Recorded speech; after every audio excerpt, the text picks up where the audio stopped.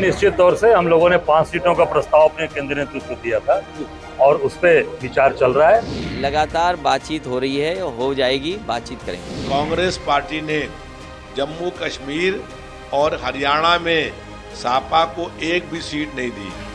उत्तर प्रदेश में 9 सीटों पर हो रहे उपचुनाव का बिगुल बज चुका है। सपा के उम्मीदवारों ने नामांकन करना भी शुरू कर दिया है। करहल सीट से तेज प्रताप यादव ने आज ही अपना नामांकन दाखिल किया है, लेकिन यूपी में गठबंधन का सियासी गणित 2 और 5 में उलझकर रह गया है।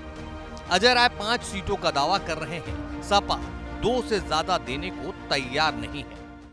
चुनाव में आपकी क्या पार्टी 2 सीटों पर चुनाव है? निश्चित तौर से हम लोगों ने 5 सीटों का प्रस्ताव अपने केंद्रीय नेतृत्व को दिया था और उस पर विचार चल रहा है। नेतृत्व को निर्णय लेना है और हम सब लोग पूरी ताकत के साथ इंडिया गठबंधन के साथ हैं, मिलकर लड़ेंगे और 10 की 10 भाजपा को हराएंगे और 10 जीतेंगे। सोमवार को तेज प्रताप यादव के नामांकन में पहुंचे सपा के राष्ट्रीय अध्यक्ष अखिलेश यादव से भी जब मीडिया ने कांग्रेस की 5 सीटों की डिमांड को लेकर सवाल किया तो अखिलेश यादव ने कह दिया कि बातचीत चल रही है, बात बन जाएगी।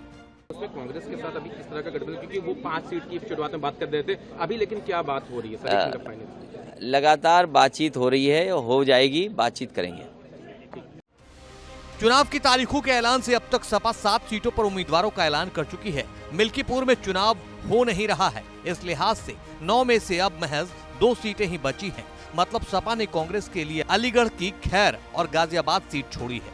2 और 5 सीटों की लड़ाई में सपा और कांग्रेस की दोस्ती फंस गई है। कांग्रेस उपचुनाव में महज 2 सीटें छोड़ने के सपा के फैसले से खफा बताई जा रही है। अब चर्चा इस बात की भी है कि कांग्रेस यूपी में हो रहे उपचुनाव से हट सकती है, किसी भी सीट पर उम्मीदवार उतारने से मना कर सकती है। हालांकि सपा को भी इस बात की टीस है कि कांग्रेस ने उसे हरियाणा और जम्मू कश्मीर चुनाव में एक भी सीट नहीं दिया। बावजूद इसके शुरुआत में सपा ने कांग्रेस के लिए 4 सीटें छोड़ी थी, लेकिन कुछ दिनों बाद एक और सीट पर सपा ने उम्मीदवार उतार दिया और एक सीट पर चुनाव ही टल गया। इस लिहाज से भी कांग्रेस के हिस्से में बची 2 सीटें। इस पार्टी ने जम्मू कश्मीर और हरियाणा में सपा को एक भी सीट नहीं दी।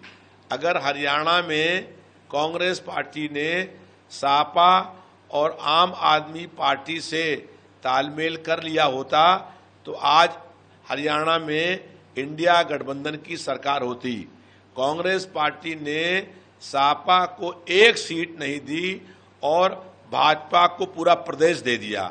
हम लोग ये चाहते हैं कि उत्तर प्रदेश में 10 विधानसभा सीटों पर भाजपा को हराया जाए और इसके लिए 6 विधानसभाओं में तैयारी के लिए जहां पर सपा चुनाव जीतेगी और जीती थी वहां पर प्रत्याशियों की घोषणा कर दी गई है और 4 विधानसभाओं में बात चल रही है और हमें विश्वास है कि कांग्रेस से गठबंधन हो जाएगा। सूत्रों का कहना है कि ऐसे में नाराज कांग्रेस खुद उम्मीदवार न उतार मऊ की घोषी सीट के लिए उपचुनाव की तर्ज पर सपा का समर्थन कर सकती है। हालांकि कांग्रेस की ओर से इसे लेकर अभी कोई आधिकारिक बयान नहीं आया है। इसे कांग्रेस पार्टी की ओर से फूलपुर सीट के लिए दबाव बनाने की रणनीति के तौर पर देखा जा रहा है। कांग्रेस पार्टी को लगता है कि फूलपुर उसकी पुश्तैनी सीट है। इस सीट से इंदिरा गांधी, जवाहरलाल नेहरू के नाम भी जुड़े हैं। इलाहाबाद से सटी हुई इस सीट पर नेहरू परिवार के नाम की वजह से कांग्रेस को लगता है कि उसका प्रभाव अब भी इस सीट पर बना हुआ है। अगर फूलपुर की सीट कांग्रेस को मिल जाए, जिस पर समाजवादी पार्टी ने पहले ही अपने कैंडिडेट का ऐलान कर दिया है, तो बात बन सकती है।